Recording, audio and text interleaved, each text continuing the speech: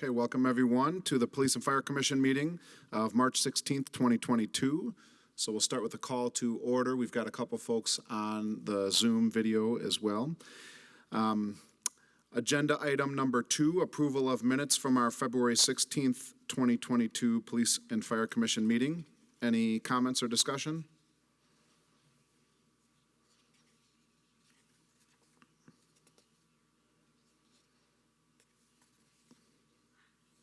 All right. Any motions? I'll make a motion to approve the minutes from the February 16th, 2022 Police and Fire Commission meeting. A second. All right, any other discussion? Okay, all those in favor of approving the minutes from the February meeting, raise your hand and say aye. Aye. Aye. Any opposed? All right, sounds good. Agenda item number 3, public appearances for non-agenda items. And in the pre-read packet, we've got a resolution as well as a link to the mayor's proposed plan for the ARPA TID closure investment. So Sarah, do you want to maybe just give us a little context and background for this one? Absolutely. So as you may already know, the city is going to be receiving ARPA funding, federal funding, as well as TID number 6 is closing. So added to every commission, board, and committee agenda is basically this resolution and referral. So if the commission has any thoughts or ideas as far as how they would like to see the money spent, they can basically give those ideas to their respective council member, and then they can put an amendment together for that proposed investment plan. So again, it's all this federal money we'll be receiving and trying to figure out if there's anything, any types of priorities that we want to focus those monies on.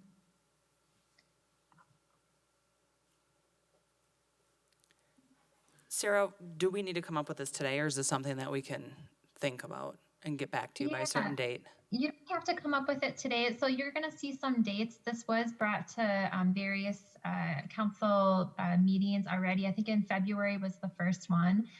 So I think it's something that you can provide sooner than later, though, because I think in April is when they go to vote on the final. I'm not positive. I'll have to get that final date for you. But yeah, this isn't anything we have to discuss in the meeting today. All right, thank you. I see a date to report back, March 22nd, 2022. Is that? Okay. So yeah, so that might be the latest possible date that we have then to get any type of amendments to the council. And just to make sure, this is not the regular budget process that's already wrapped up where we can't, those amendments are already done and the budget's already done, but there is still time for a council member to take on the initiative that we might recommend as a commission. Absolutely, 100%. If you haven't seen the mayor's investment plan, I could send you a link to it too. You might be kind of curious what is already part of that. So I will send that your way as well, so you have an idea of kind of where they're thinking the money would go to. Is that, I think that's on page 8, or which? Is it included in the packet? It's included in the packet, yeah. It's page 3 of 4 of the proposal. Right. Perfect. Is this brought to each department as well? Does police have, does fire have, do they each have their own? Or is this something that we need to collaborate with police and ask where they think maybe, or collaborate with fire and ask where they may be? Yeah, so each department was able to come up with ideas and thoughts and bring that up to Chad and Misty and then the mayor. So every department did have the opportunity already to weigh in on where they felt some of these funds should go to. So if the commission has any thoughts or ideas, yeah, you could definitely talk to the chiefs and just see if anything was proposed or what their thoughts are on that. That's a great idea. But yeah, each department has had the opportunity to weigh in. Great, thank you. I'm looking back at the, first, I really appreciate from the mayor and whomever else had this idea to ask all the commissions and councils their opinions. I think it's wonderful. It's good to have that opportunity. It's much appreciated. So thank you, Mayor Richardson, and thank you, council members, and Sarah and Chad and whomever else was part of that decision. As I remembered the budget from last fall, and Chief Morales, maybe you can add some context here. There was a follow-up assignment position in the Detective Bureau that was proposed. And I'm looking at the list of council amendments, Alder Gerhart looked to remove that funding. But if I remember right, ultimately that funding was approved by the full Common Council. Is that correct? Yes, there were two items that were a question for the 2022 budget. Both of them made it through. One was for the follow-up position, follow-up officer. The second one was for the position of the part-time social worker. Both made it through and were approved. And how are those two positions playing out? Do you see value in those positions going forward? Absolutely, I see value. The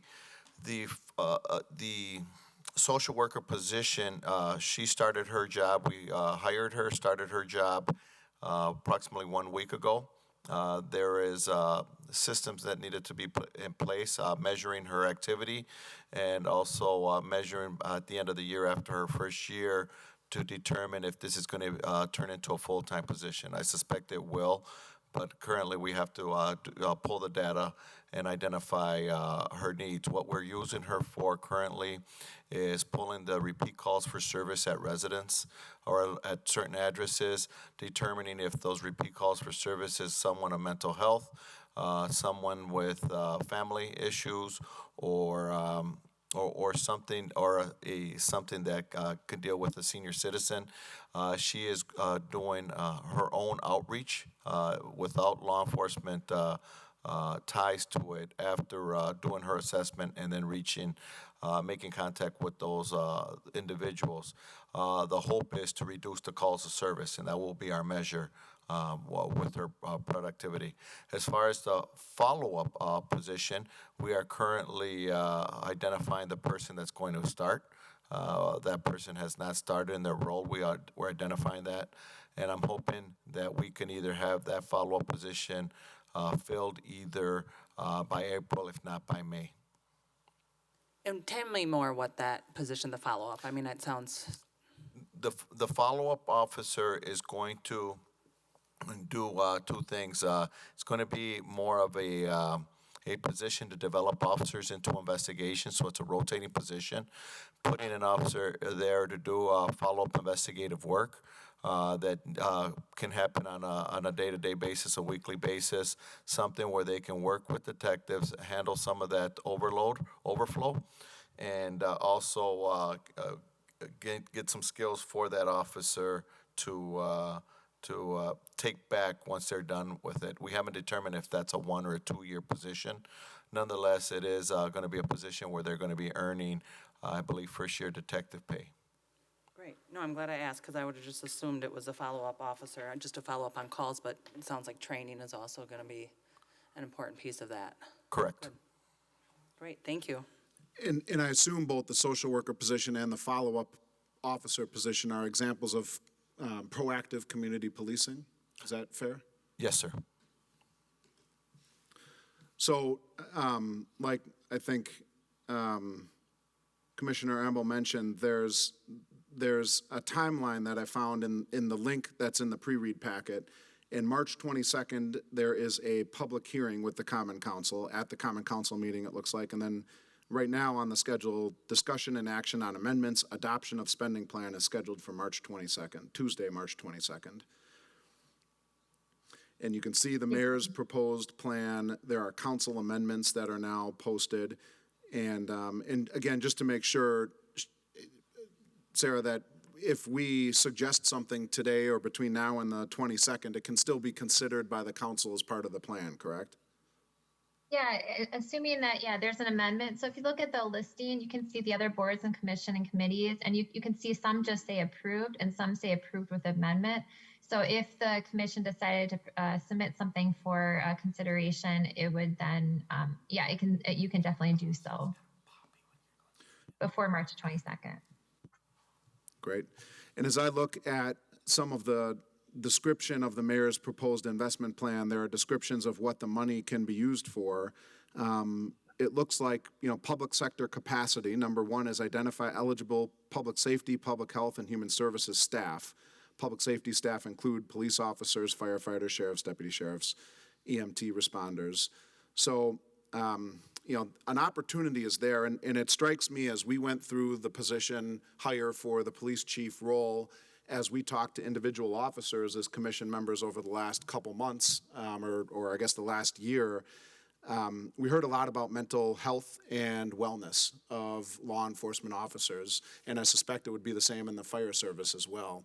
That strikes me as a very legitimate, necessary, and a good use of federal ARPA funds related to COVID and the increase that we've seen in crime.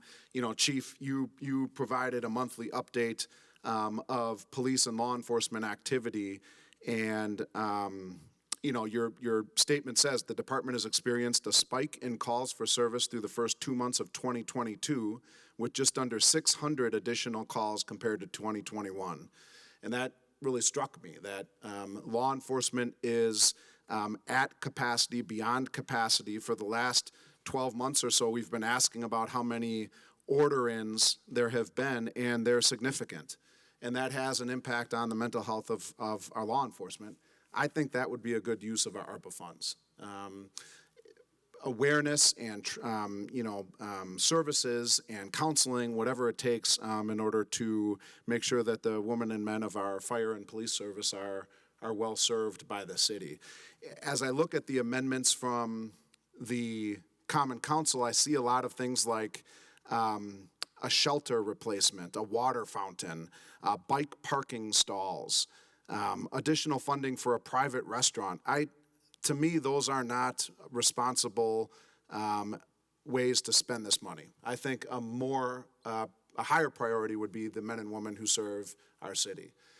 So I guess what I'm talking through out loud is a potential proposal, if we need to do it, and it sounds like our timing is very tight, maybe a recommendation from our commission to the Common Council, and it looks like the Healthy Neighborhoods Advisory Committee approved amendments, but it might be some kind of proposed amendment from our commission, and Sarah, tell me if this is the right process, that we would recommend to the council in order to approve as part of those ARPA funds.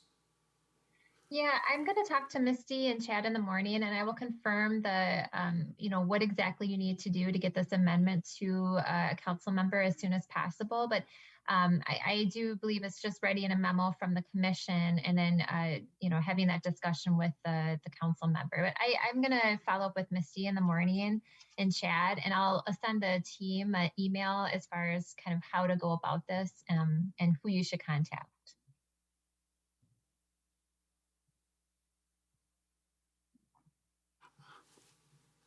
Do you know offhand, Sarah, how much money is available? There's something in the... I don't have the exact figure. There might be something in the packet here. It's quite a bit. And I see the Healthy Neighborhoods Advisory Committee recommended, spending at least $50,000 of additional funding. I see in the list of council proposed amendments, they're proposing a new $1 million of spending, or maybe Right. changes. Right. So if you look at page 9 of the packet on the resolution, you can see the total ARPA and the total tax incremental district number 6 closing. So quite a bit. So 2 million with the TID number 6 closing. Do you see that page in the packet? Yep. So $5.2 million. And the 3 million. Yep, exactly. And I see that it must be obligated by 2024 and spent by 2026 for the ARPA funds. So to the extent, Chief, you were talking about the social worker being kind of a trial run and the follow-up officer being a trial run, it looks like we can spend ARPA money into fiscal years, I assume 2023, 24, 25, and maybe even 26. I'd like to, I know the 22nd is right around the corner. If there is a system that we have to follow our process to hear what the departments, the police and fire departments had also recommended, I'd be interested in hearing that. So if we need to set up a follow-up meeting or however this needs to work in order, so we're educated from the departments, and then we can also advocate for the police and firefighters in the city as well. One of the things that we were made aware of in providing suggestions is that these were one-time expenses and that personnel weren't necessarily something that could be spent with these funds. So I think personnel is a significant issue with public safety, especially in a growing community. It was my impression that these funds weren't intended for personnel.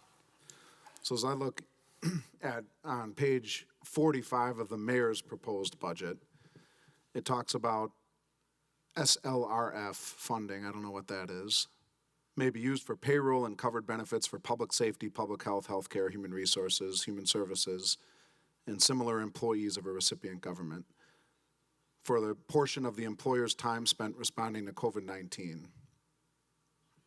And then they list specifically police, fire, emergency medical. So, yeah, I mean, it's page 45 of the mayor's proposal. So, yeah, I mean, I think, a lot more information would be nice. I don't know how hard and fast this March date is for, spending or allocating the resources. It looks like it has to be obligated by 2024.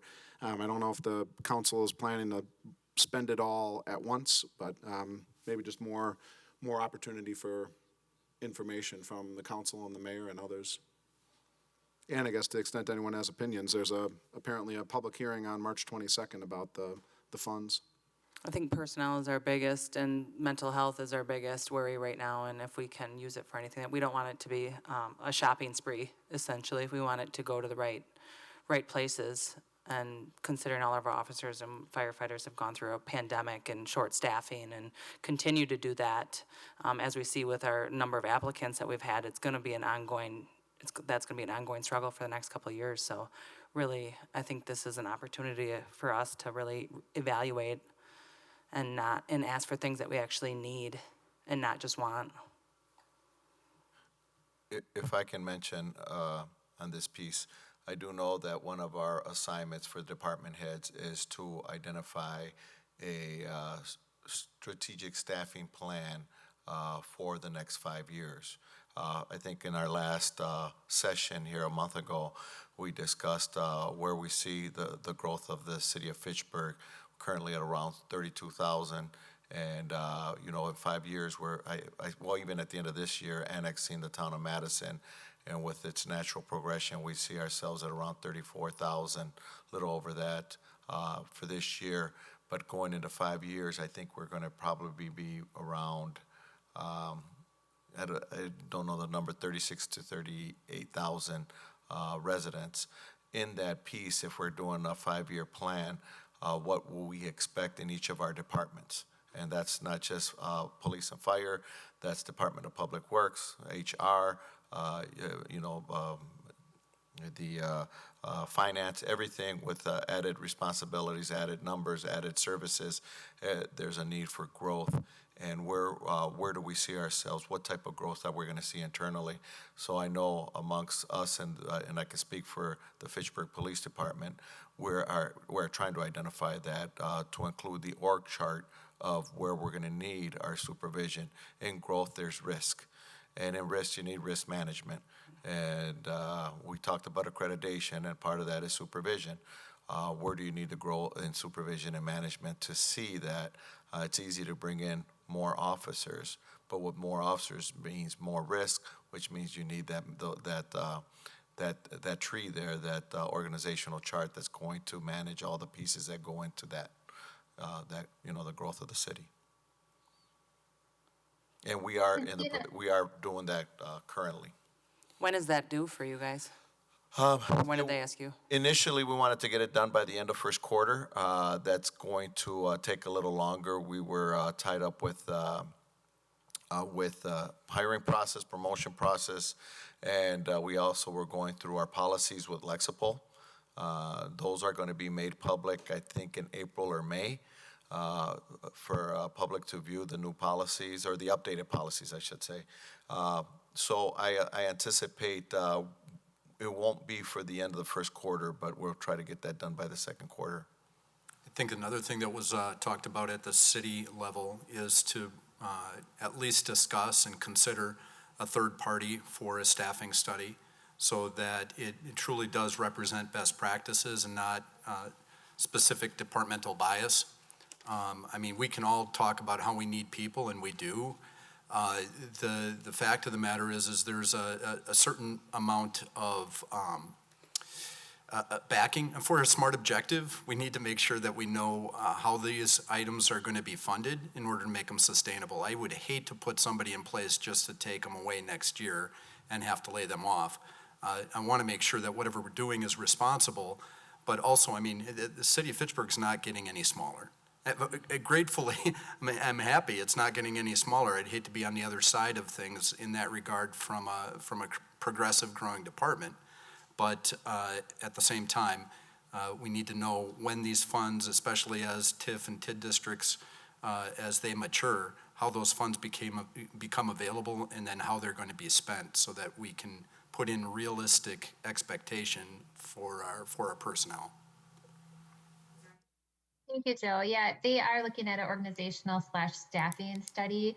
Quite a bit of money was proposed for that. That would help us basically forecast what types of openings we're going to need to have in 5 to 10 years. So while each department was asked to put a staffing plan together, a 5-year staffing plan together, this would also work in conjunction with that organizational study, what the recommendation is from that study. And I mean, they might identify new positions or new career progression levels within departments. And so hopefully that gets approved, and then we can kind of see what types of new positions might be able to be budgeted in future years. Is there any talks of community paramedic programs, or, I mean, it's similar to what the police is doing with the social worker, following up on those reoccurring calls, and is there any talks of that? I think a number of things are going to be discussed as part of this staffing study. It includes delivery models. Right now, the City of Fitchburg Fire Department primarily provides fire and emergency medical first response. Mm-hmm. Fitch Rona is our EMS provider and transporter. I don't necessarily want to get into to my take on that right now. I do believe from an efficiency standpoint, the city is looking at delivery models and what that means. And once we identify that, we can talk about things like community paramedicine. If we're talking about integrated mobile health, it does require us to look at emergency medicine as a system, not just a service. So that takes into account a lot of different things. The defibs and the Narcan that's in a police squad, to the caregivers that we have through counseling and through some of the new initiatives through the police department and the senior center. I mean, it's all inclusive that way, and it's stuff that we can look at when we have an employee base that is able to fill those roles. Thank you.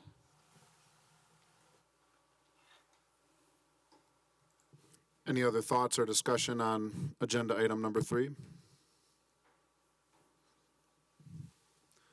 Well, I think time is tight, so Sarah, maybe if you wouldn't mind just kind of getting back to us on process and you know, what does the process look like for us to make a recommendation to the council for a spending item? Absolutely, we'll do.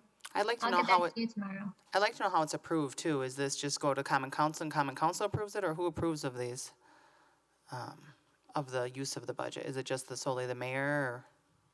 I believe it's the council, and I believe they will make some votes on the 22nd. And I do believe that the staffing plan was one of the considerations with the ARPA and the TID. The organizational study that, included. okay. Yep, exactly, that was included.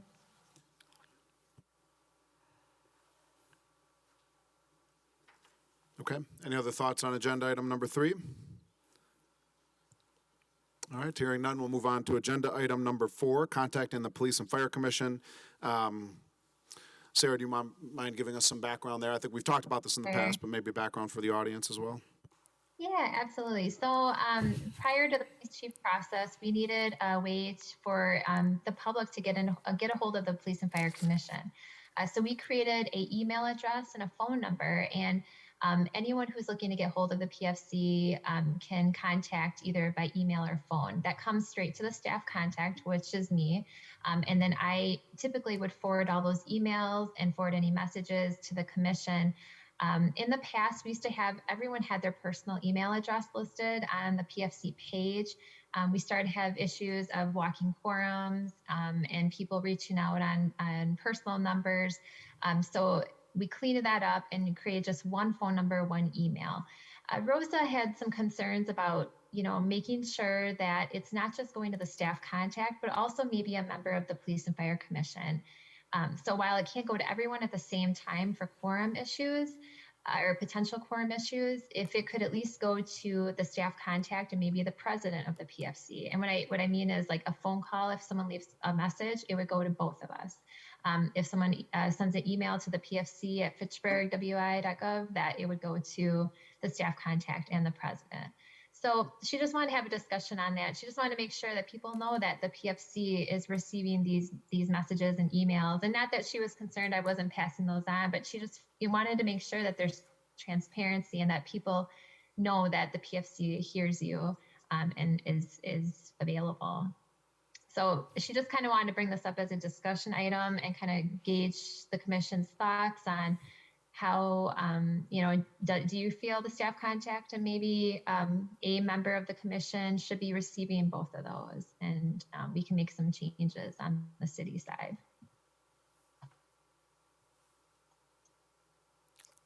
I'll chime in first. I agree with Rosa 100%. I think it's really important just to continue that transparency and just make sure nothing falls between the cracks and everybody's just on the same page, and whether it's just one person, but communicating also that one person isn't responding to emails solely, just, we have to continue moving forward as a group. So I think just letting everyone know that we do receive them also independently from just you, because even just you solely having it, and maybe sometimes you may not, I don't know if that's ever been a thing, you may not have forwarded to us because it's not a big deal. I would like to know. So and I think the president, I think that's a good role for the president. Absolutely. Sarah, can you talk a little bit more about the process in terms of after such a communication is received and emails received and shared? So within the next So the only time that I was really receiving emails was during the police chief process. So we had a big call out on the PFC page on social media that if anyone wanted to weigh in on the candidates or had questions or comments about the police chief recruitment process, that they could send an email or call a phone number. It's a voicemail box only, so there's not somebody always picking it up. How it worked, I have probably received over 200 emails, and I forwarded every email that I would receive to the commission as a group. Again, the concern with having the email go to everybody as a group is that apparently if members are emailing each other, there's that walking quorum issue. So the way around it is that I can email out everyone because I'm not on the commission, I'm not a commissioner. So I would just forward messages. I would also respond back to the person that emailed to let them know that, hey, we successfully received your message, thank you, and that the commission has received it. So I've never not forwarded a message to the commission. That's really important. And the good news is all of those emails are all in, if someone wanted to request access to see every email that was sent to the PFC, someone can make that open records request and be able to view that. So yeah, I mean, that's the process as of right now. There can always be ways to improve it. So if the commission has thoughts or ideas, I mean, we can simply add the president and the staff contact as being the recipient of the emails and phone messages, just to make sure another commission member has received those too. Although we're completely open for any new thoughts or ideas. So as I maneuver to the Police and Fire Commission site on the Fitchburg website or page on the Fitchburg website, it has our names, but it doesn't have any email addresses for us as individuals. And then if I look at other boards and commissions, those do have the ability to email, a Gmail account, a Yahoo account, whatever it might be of the personal account of the individual member of that committee or commission. Is there a reason why as police and fire commissioners, we don't have our emails on there? Well, right before you came on, we did have one member of the public that was trying to make a complaint and was calling several times a day to the numbers that was listed. So the personal cell phone of all of the members, as well as emailing their personal email address several times a day. So it became a harassing situation. So we had to remove the personal cell phones and the personal email addresses. There's a complaint process. So if somebody wants to file a complaint, they have to fill out the complaint form. They can't just leave a message or email. If they do to try to make a complaint that way, we always get back in touch with them to say, here's the complaint form, here's the process for having your complaint heard in front of the PFC. But we have steps for that. So that was kind of the reason or historical reasons for removing those personal email addresses and phone numbers. We have been looking into the cost of providing a city email address to all commission, committee, and board members. It's expensive. I think we, in total, Matt Pro had said we have about 100 committee, commission, and board members. So there's a cost associated with each email address, and we don't have city cell phones that we can give out to committee, board, and commission members. So trying to think creatively on how we can do this, how we can manage all of these different boards and getting those communications out. So Chad, Matt, and I do have a meeting in early April to talk about that, because that is something that Julia and Gabriella brought up at our personnel committee meeting last week, is how can we better orient and make sure all of our committee, commissions, and boards kind of have a similar process, because some of them are very different. If you look at the pages for different committees, they're kind of set up a little differently, and new members come on and don't realize not to put their personal email address, because that is privy to open records. So how do we provide guidance too, just to potentially create a brand new email address just for the purposes of the committee that they're on?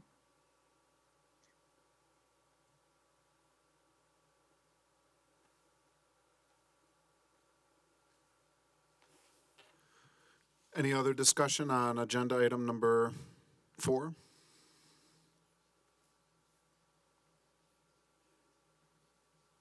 Can I ask the commission, at this point, would you like for the president then to be added to basically if we send email to the PFC that it's not just staff contact, but also the president? Is that kind of the consensus of the commission?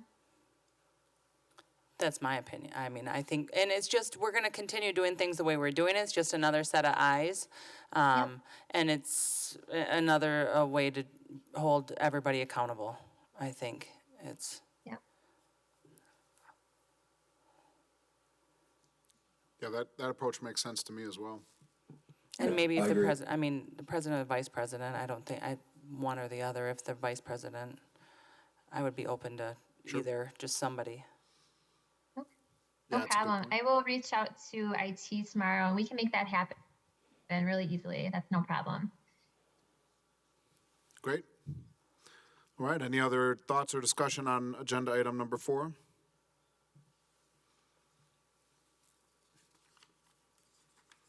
All right, hearing none, let's move to agenda item number 5, report from Police Department. Chief? Hello, everyone. We'll start off with the staffing report. Obviously, we're budgeted for 54 sworn. Currently, we're at 52. The 2 vacant positions are at the police officer rank. Those are the 2 vacancies. We currently have 4 at field training, 2 at the training academy from our recent hires.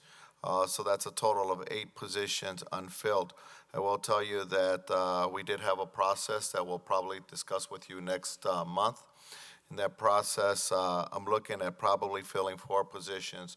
We did have 1 officer who announced her retirement in May, and so we know there's going to be 3 vacancies, that one being in May. There's also aware that there's 2 members that applied for the city of Madison. Don't know if they're going to leave us or not, so we potentially can come up with and another one that's maybe leaving, so we're looking at potentially 6 positions. We did have a long, exhausting process in this last piece. I think Commissioner Amble, you were involved with it. I know Sarah did a lot of work on it as well. I'm happy with it, and I don't know if I can discuss it now, but we'll be discussing it in the near future. And we have generated a list. The one thing I will warn you is that there's multiple processes going on around Dane County currently. So no matter how quickly we get our piece done, or even a list that we create, we're kind of in competition with some of the other jurisdictions. So I'm confident we can fill our first openings, but as long as time goes on, each and every one of the individuals on the list are competent candidates that can go in any of the other jurisdictions. Moving on to our monthly ordering report for February. February 22, we had a total of 11 order-ins. That's up 5 from 2021. The average length of time is 2.5 hours, the same with 2021. The number of order-ins per current unfilled positions, that was 0.75 in 2022. And 2021, it was 0.8. They're very comparable with each other. And the topic was police staffing available in 2022 was 78%, was 85% in 2021. Available and unavailable, that was 22% in 2022 versus 15% in 2021. The significant event in 2021 was COVID. Things are opening up now in 2022, which, again, you mentioned earlier when we talked about calls for service in the monthly report. One thing that I didn't mention in there is compare 2021 with 2019 pre-COVID. We're still higher in 2022, so the numbers are still higher. But if you were to compare, you can easily put 2022 right after 2019. Get rid of COVID, and that would be a more consistent rise in calls for service, taking those 2 years out.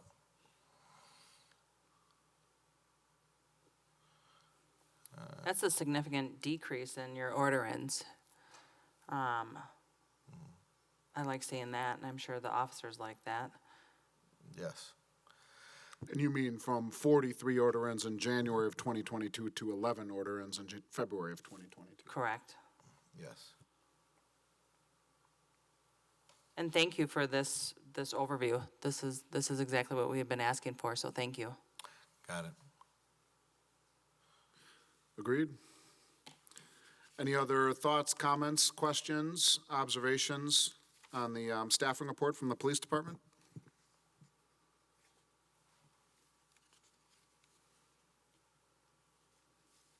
All right.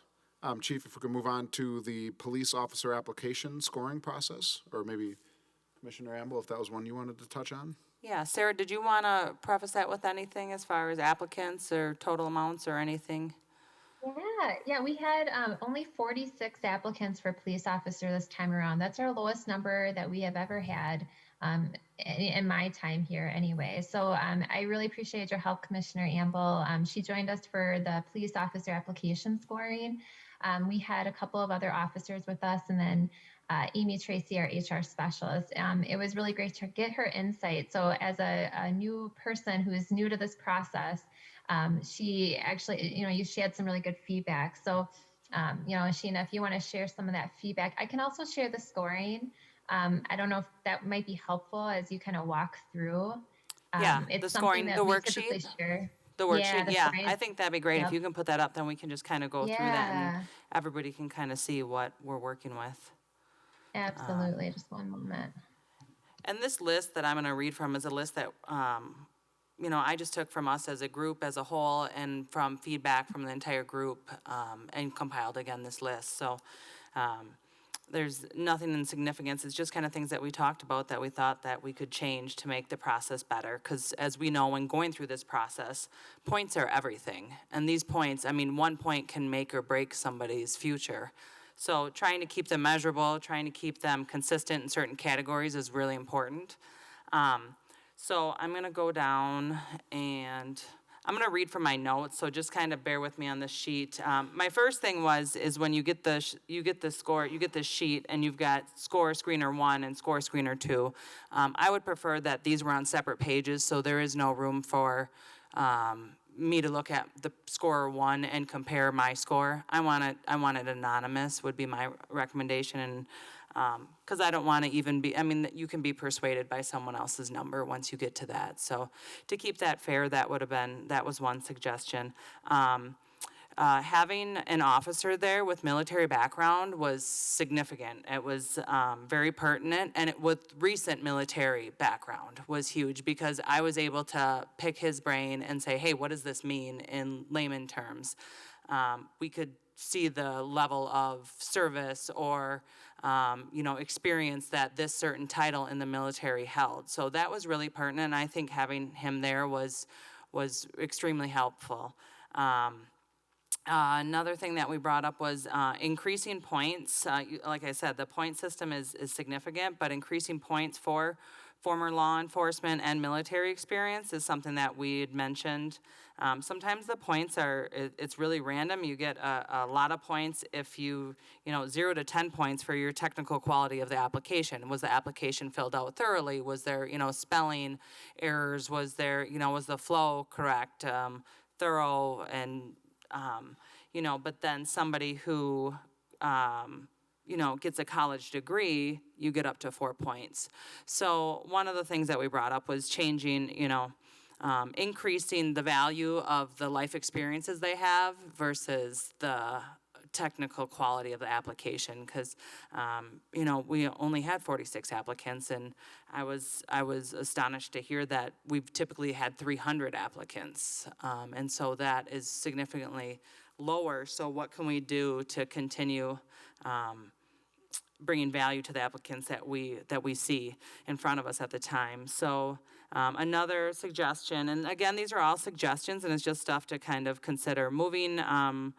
Change the minimum for military experience to 1 year to receive points. So if somebody's newly enlisted in the military, should they get the same amount of points as somebody who's served in the military their full term? So considering that, reducing the number of points to give someone I mentioned that. Remove or modify points for GPA. I brought this up because whether you have a GPA as a bachelor's or associate's, it doesn't specify that. It just says college. And I think, again, trying to keep consistent, that was something that was brought up. Removing or modifying the points in a GPA. A lot of people don't even remember what their GPA was in college. And so not that that's not value, but that's something that they can put on their resume if pertinent. Reducing the points for awards and honors. Those are very pertinent, awards and honors, but 0 to 5 and awards and honors, unless everybody's getting the exact same award or exact same honor, it's really hard to gauge that. And there is a lot of room for people's opinion on that, on what that is. So again, in 0 to 5 points is a significant amount. What else? We have considering giving points for loss prevention, security guard experience. They're in that industry. Maybe they want that police officer work in their future, and they're serving right now for, as a filler before they can get on a police department. So having, they don't get any points for that right now. Work experience points was another thing to kind of reconsider. You're essentially getting points for having a job, which can also equate to time on this earth, if most people who do have a job. So again, looking at that, some operational suggestions that were brought up, again, is can we consider a certain amount of applicants, a number that we're just gonna interview them all, and we're gonna work with them all in order to get them to a point where, hey, yeah, your resume maybe could use some help, maybe your interview skills, or maybe your application could use some help. Let's work with you to get you, but let's bring you in for an interview. Sina, if I could just interject. So interestingly enough, we only had 46 applicants.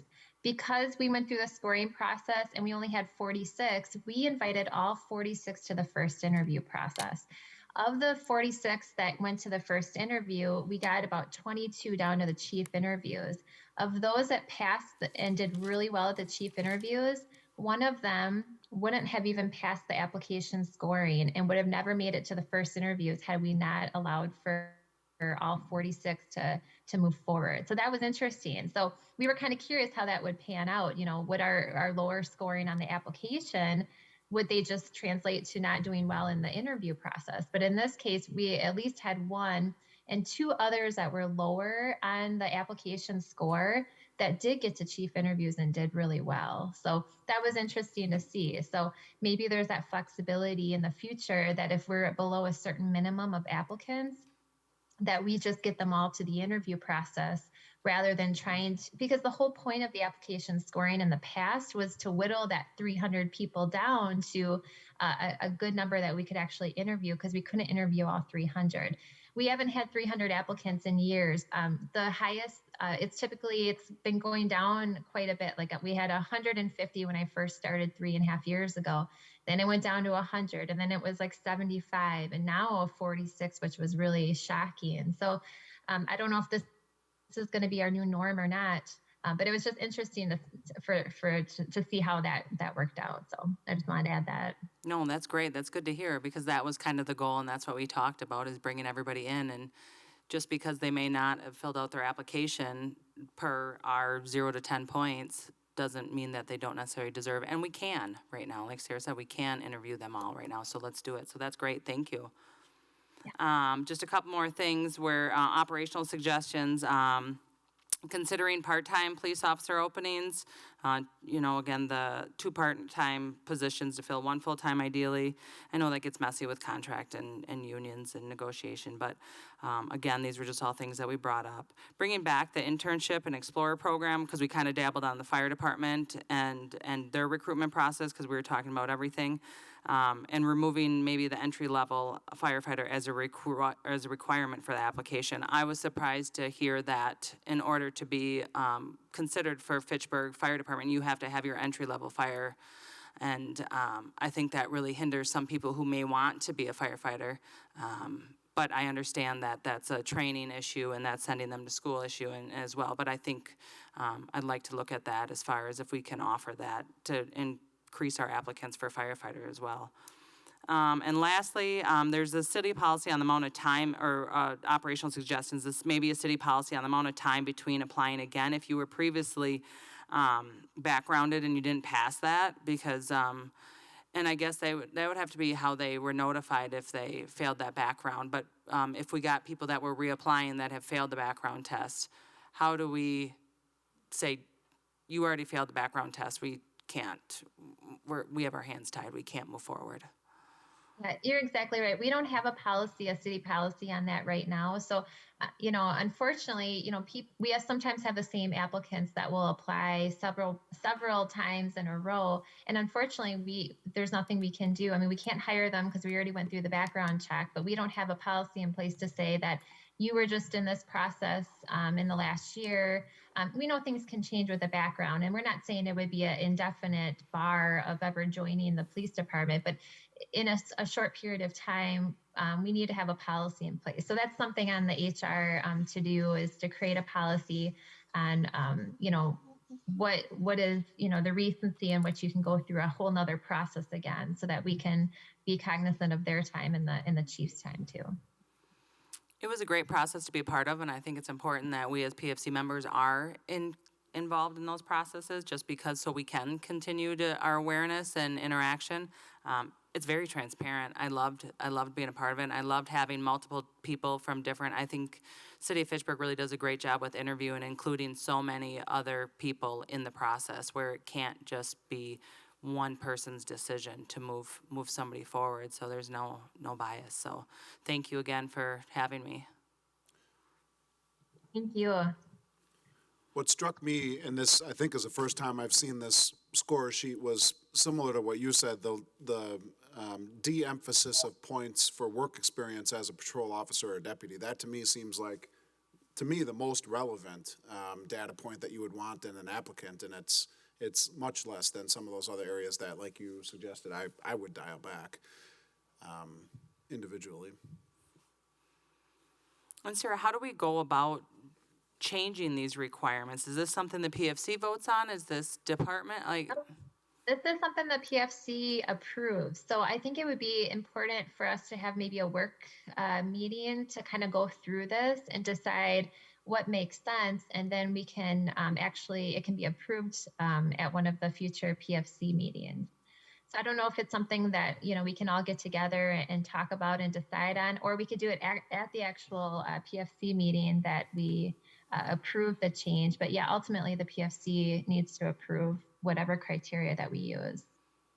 When was this last reviewed, and, I mean, Oh, has this boy. this has been in place since you've been here at least 3 years, right? Which, Oh, I think it's been in place probably 5 years at a minimum.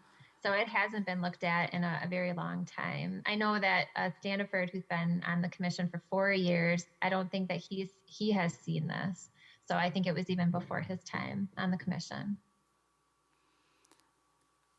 I would also like to see what other agencies are doing for their interview process too. I think, right, we no need to reinvent the wheel. What are we all doing as agencies surrounding here? So again, since there is such a competitive hiring process, and there are so many processes that seem to open up at the same time, are we missing out on somebody significantly because our point system is really skewed or flawed, and another agency is acquiring that great officer or firefighter? A lot of other municipalities use written tests. So they have people come in and take a multiple choice test, and then they get to the interview stage. We use these essay questions and the application questions as a way to get them to the interview stage. And in this most recent process, we just let everybody who applied, who met the minimum qualifications, we let them go to the interview stage. So I think our most recent process, this one right now, was the most lenient and probably the most open in terms of getting people to the interview because we don't have that written test.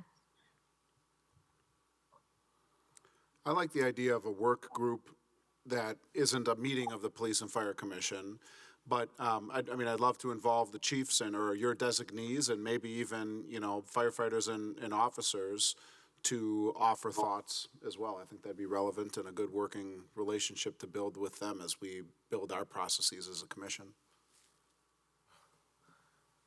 Can I make a comment on this? We had a long conversation, Sarah and I, today after speaking on the people that were interviewed and making our assessment. I don't know if the written test is the way to go or not, and I would say Sarah's more of an expert on that piece. But one thing I like to see of people that are interviewed is one piece, and I want to back it up with what I'm seeing is, can this person actually do the job? What kind of assessment in this process can you do that can get them to that next step to say they're competent? I'm not talking about a psychological. Are they competent enough to do this job? And sometimes the written test shows that. Are there other ways? I think Sarah said she's going to look at, I'm not speaking for Sarah, but I think those are things that we can look at. Reason being is during the field training process, you hire some and they don't finish the field training process. We had one that we discharged back in, I think, January, and one that's struggling. But yet they made it through all the levels. And without saying too much publicly, I think there's a way where you can do a process because there's a lot of money invested in this. The training is an investment. We're spending quite amount of money to send somebody through a police academy. So what you want to do is, okay, there's going to be different processes, different pieces. The interview, we came up with 9 good quality candidates that can do this job per our interview. We hire them. If they fail the field training area or fail during the academy, what are we doing wrong in identifying that? Because there is a cost that comes from it. And that's the only thing I would like to add on that. What tests can be done, even if there's a cost to it, to say, have somebody tell us this person can do the job. Are you thinking of like an assessment, like an eval, but not a psychological, not a Right. physical, not like a physical agility? Right. There's some system in place that Right. you're thinking is out there that would help us. Exactly. The way I understand it, the written test is supposed to be that piece. But if we want to move from the written test, like Sarah was saying, sometimes people fail the written test because they get that anxiety. Okay, is the written test the right way? That's the old-fashioned way? Right. That to test that piece, can this person do the job based on this written test? There's a reason why the multiple choices, there's a reason for that, and you score on that. But at the end, all that shows is that you're competent enough to do the job. You still have to go through the other processes. What step can we put in there to show that piece? I wonder if the field training, what department, agency, where we send these officers for training, if they would have any insight into that to help as far as how would you evaluate an officer before we got them to you to say, hey, can this person do this job? Right. College degree, most often that shows you if they can get a college degree, they can show a piece of that, but there's some that have not been able to make it because they have some other cognitive issues when they're dealing with multiple sources of information coming at you. And you can't process that fast enough for what is needed in the field. So. Yeah, and from the fire department side, we've gotten away from the written test because just about everybody that comes in through the paid-on-call side and the career side has already had to have passed the state certification.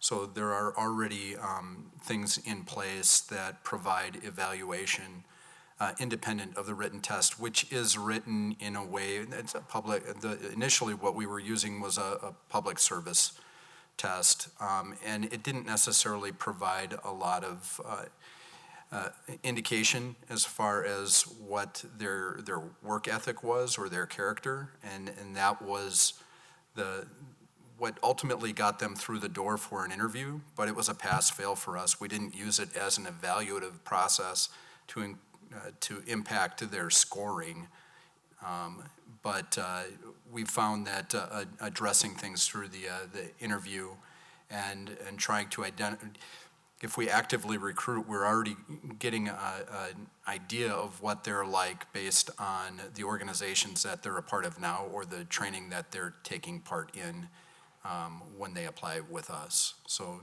it's an exhaustive process if you're truly recruiting. And then you got to be careful about establishing bias in advance of a process.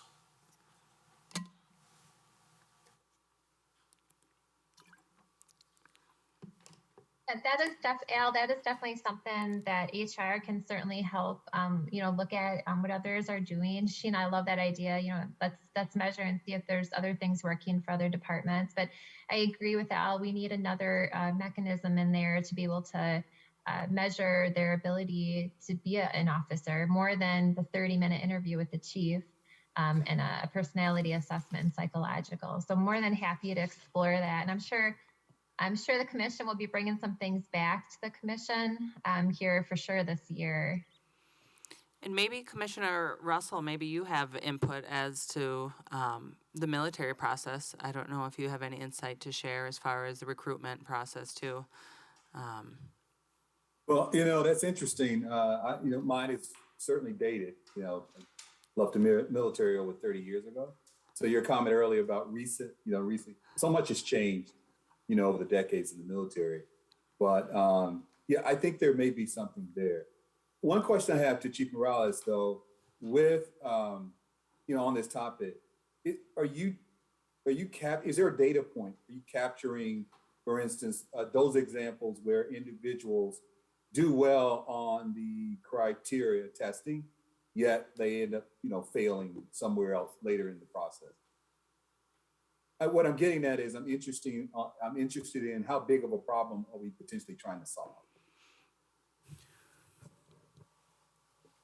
I don't know if I'm going past without speaking about some of this in closed session, but in the last, out of the last officers that are in field training, one of them was discharged, I think, right before you came on the commission, and we have one that's struggling currently. So if you look at 5 individuals, that's 40%, 2 out of 5. Is that correct in the math? Sounds right. Yes. Sounds like you have a problem. Well, a great topic, and thanks to everyone for kind of bringing it to our attention and for the investment you've already made in dealing with it. And I think it is something to continue to study. And going forward, Sarah, what do you think? Is it just like maybe 2 commissioners and the chiefs and/or their designees that just put heads together and start thinking about what comes to the commission for a formal review and proposal at a public hearing? I love the idea of having a focus group with, staff, the chiefs or their designees, human resources, and then bringing it to the PFC for approval. Although if any of the commissioners have thoughts or ideas to share that with the focus group, or if someone would like to be involved, there's no problem there either. But I think first I have to explore with Chief kind of what is that additional mechanism that we're going to do, and maybe that's what the focus group helps to do, is decide what is the additional step that we can implement. So I'd want to have more discussions with Chief Morales on next steps, but definitely we can bring it back to the commission for more discussion, and then potential approval of any new or updated changes. All right. Any other thoughts or discussion on agenda item 5B?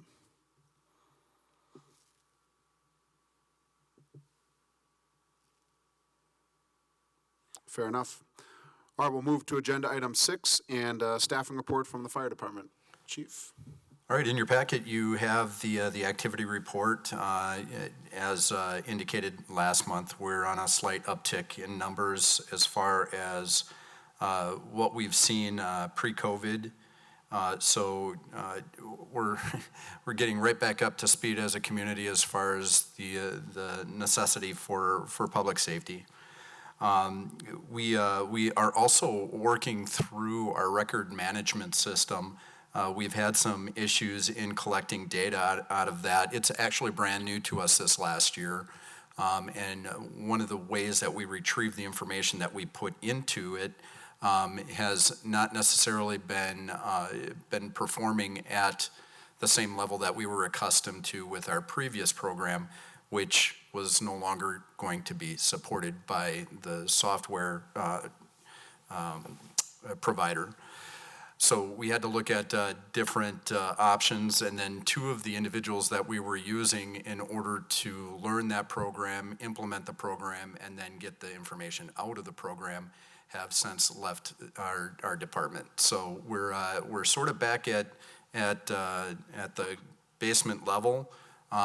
That's neither good nor bad. Probably there's going to be some good that comes out of it because we're looking at making that process a little bit more efficient. And I'm also realizing that through Paylocity, which is how we report our staffing hours, I'm almost wishing I had telestaff like the police department, because my overtime numbers, I ran those for the annual report. But here's my printout. I can tell you that obviously COVID, I would have thought that, if you asked me before a global pandemic if I was going to see more or less overtime, I would have told you more, and it was the exact opposite for us. Example, in 2018, and I'll just use the hourly figure right now on our full-time staff for the year. We had 4,666 hours that were accounted for with our full-time personnel, and with our part-time it was 4,468.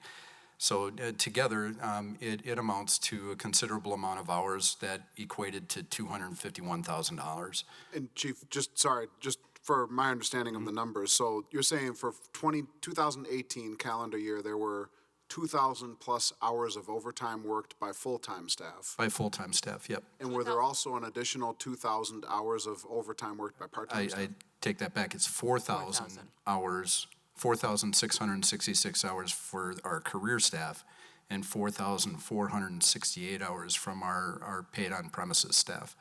which are two different pools, and they have to be calculated two different ways based on how they're compensated. What was the monetary amount? $251,000, $825.07. That went down a little bit in 2019 to equate to $235,856 amount. 2020, our hours went down considerably after that based on COVID, and we just didn't see a lot of people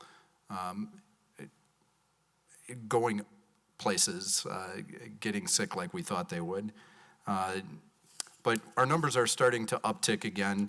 Last year, for example, 2,400 hours on the career side, 3,200 hours on the paid on premises side.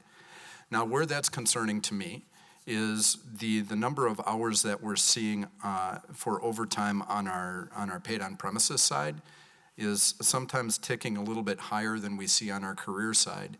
And the paid on premises are the ones that we're having a tough time getting in front of and recruiting. And a lot of that just has to do with hours that are needed, change in lifestyle, change in family pattern. And it's not that I ever want to get rid of it completely. I don't. I think it's a valuable asset to have, and we're always going to have new people in the profession that need to be trained. And why not help out with that, especially if it's a matter of employing a workforce that resembles the community that you serve, giving people an option as far as where they can get their training. That to me just makes a whole lot of sense. But the ratio that we have with our career versus our part-time paid on premises staff needs to be flipped. And that's going to take some time, and that's where the staffing plan comes into play so that whatever we're doing makes sense, it's sustainable, and we can continue to fund it into the future. The city is growing at a healthy rate, and I think we need to address that now so that we're not any further behind than we already are. And that's some of the things that we've been working on. I promise to you I will get these in a decent spreadsheet. It's already identified in our annual report that was recently completed. So it gives you the overall figures for the year, but it doesn't necessarily give you a trend month to month, which is what I'm working on with finance right now. And then I was going to print you out a annual report before I came here, and then the city computers were doing some funny stuff right around 4 o'clock. Chief, do you have comparables that you follow? Yeah, I try to follow our neighbors. The problem with our neighbors is a good majority of our neighbors have mostly a volunteer staff, and what we're finding through the staffing studies is depending on the number of calls that you get a year, the population that you serve, the number of people, I mean, there's a certain call volume ratio that allows you to maintain a volunteer or paid on-call staff because they're not getting woken up every morning at 3 o'clock in the morning. As soon as we start getting those regular calls and we're getting a larger call volume like we're seeing in Fitchburg, that becomes problematic when they have to go to work the next day, if they have to take care of their kids the next day. So those are things that we're trying to address from the overall global standpoint, the things that we're already seeing throughout the United States, not just in our area. And although we need to do everything we can to fight for the paid on premises and paid on call folks that we have, we absolutely have to honor their service because they're doing it for all the right reasons. We also have to be realistic in our expectation. And if we're doing that, if we're building a workforce based on people who are doing it part-time or in some respects outside of Fitchburg on a volunteer level, there's only so much you can mandate with somebody who's doing it out of the goodness of their heart. When it's their job, there's other expectations that we can bring to the table because of the fact that we require certain things. The unfortunate nature, and I should use the word unfortunate, I hope you take it in the right context, the unfortunate nature of of a volunteer workforce is the fact that we are dependent more on them than they are on us. So when it comes to making demands or mandates, if they don't like it, they leave.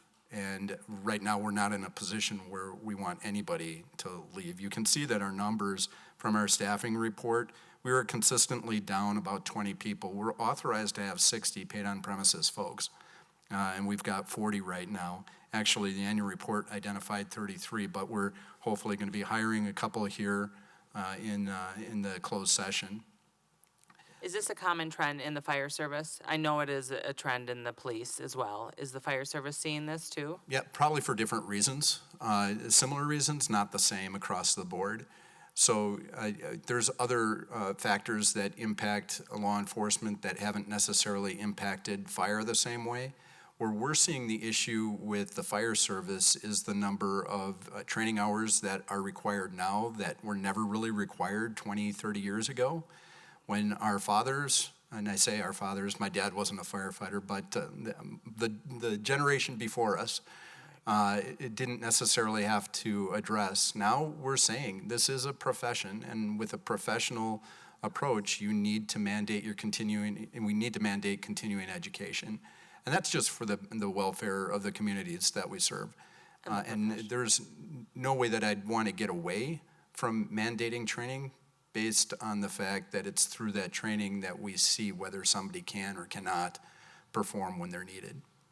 We try to, and this is one element of our organization, is we train to the point of failure. And although that sounds bad, it gives us an idea of where limitations are and how we can improve our staff and how they can improve themselves based on the fact that they know to what level they can perform during an emergency. They also can look around the room and identify those that have a solid handle on the things that they might be struggling with and get assistance from them. So we know for a fact that it's that training element that helps out with that. There's hours that are associated with that, and there's some volunteer companies that have a tough time mandating it for their firefighters because they have other jobs and other responsibilities. I see the staffing report, it says as of December 31st. Is that current, or is that just a typo? No, that's typo. Okay. It should be the same as the first page as Okay. of February 28th. Thank you. No, I think it's great discussion, so thank you for keeping us in the loop for that, because it's trends and following the trends. So in addressing staffing, I think we need to look at the 5, the 10-year. We have to identify vision and take vision for what it's worth. Vision is addressing optimal future, and sometimes when you express vision, it comes across as asking for more than what you already have. But if we don't put that out there and give people something to think about, especially the decision makers in our community, those needs are expressed at the absolute wrong time, and that's after they're needed. We need to identify what that staffing looks like in advance so we can put together a plan that makes sense and is fundable. I think being proactive versus reactive is, Try to be, yep. yeah.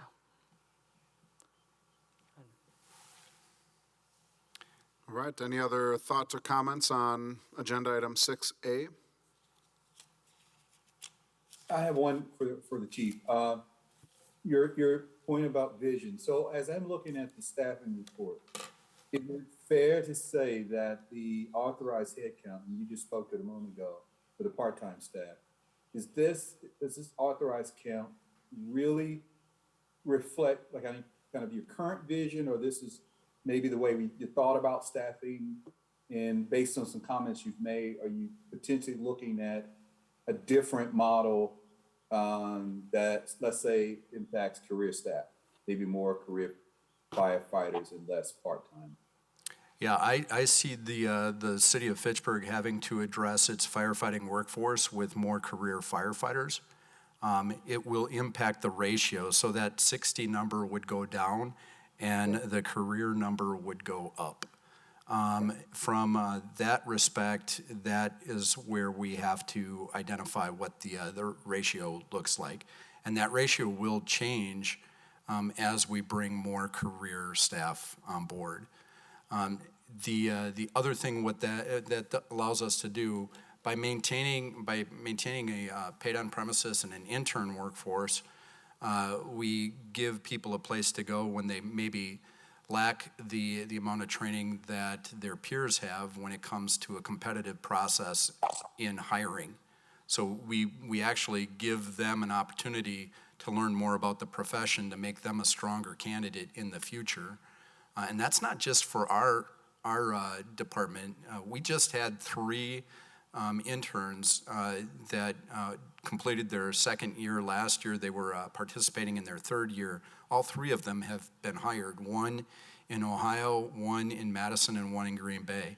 We do it all the time. We train other people's firefighters. So wouldn't it be nice to be able to train our own? And it's been like that for a long time, ever since I got into this industry in '99. Fitchburg's always been known as a stepping stone, but it's a great stepping stone. So to keep them here is something that we need to focus on. I would be a liar if I didn't tell you that one of the reasons I came to Fitchburg is because of its history of training firefighters. Yeah. It's exactly what I was looking at, because that's the progressive model to be able to train the workforce, and hopefully you're able to maintain that talent. But if you're not, why not at least be able to impact the fire service in your profession? And you hope when they retire, they come back. One would hope. Chief, do you follow on, I'm sure you do for this, the short staffing, the delays in calls or the delays in responses or vacancies from these paid, are you tracking all of that? Yeah, from a response standpoint, we keep track of our response model, and then the times associated with it, we keep track of. The fact of the matter is, most of the time our firefighters are within district, so we haven't necessarily had too much of an issue with our response times, at least in the urban service area. In the agricultural rural areas, where population density isn't there, we have some more issues with response. But there too, it's a matter of putting our resources where it's going to do the most good for the most people. And it's not that we want to prioritize any one of our citizens. It's just we try to prioritize for a majority of the people who will receive that benefit. So it's where we're seeing the greatest issue with response times has to do with our agricultural and our rural areas.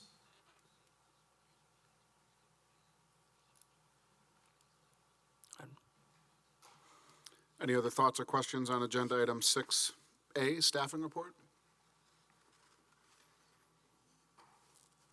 All right. Is there next item 6B is a closed session. Does anyone want to take us into closed session? I can do that.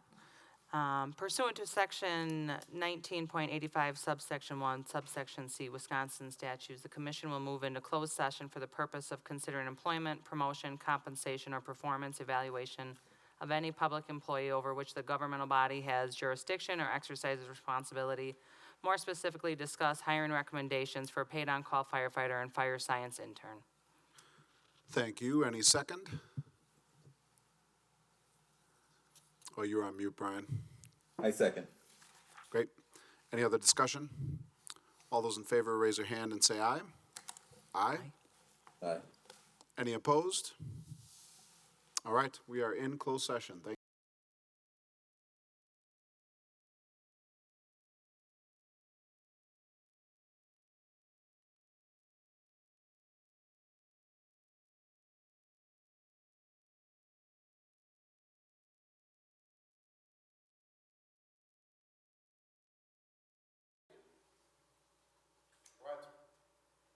Welcome back. We have moved out of closed session and will now consider any actions coming out of closed session. I will make a motion to offer 7 individuals a conditional offer of employment for a POX position with the fire service. I will second. Any discussion? All All right, all those in favor of the motion, raise your hand and say aye. Aye. Aye. Aye. Any opposed? All right, that motion passes. Any other motions out of closed session? I make a motion to offer 3 individuals fire science intern positions at the recommendation of the fire chief. That's a conditional offer. I'll second that motion. Any other discussion?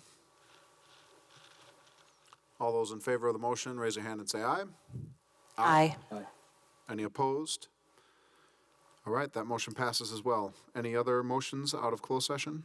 And I will make a motion to establish and maintain a list with the 4th candidate, and that list will be established for 1 year for the fire science intern position, per the chief's recommendation, and again, conditions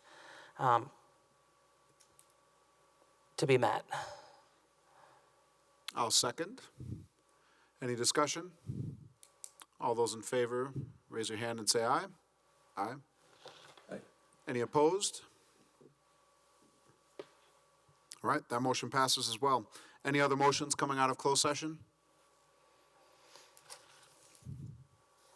Okay.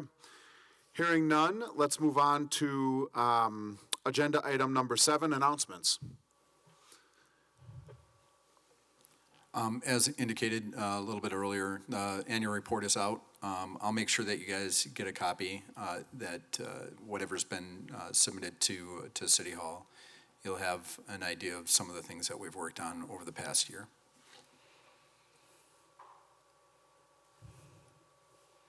Any other announcements?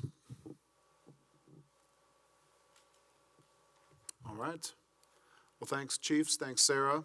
Thank you, everyone at Fact Thank TV for all the work.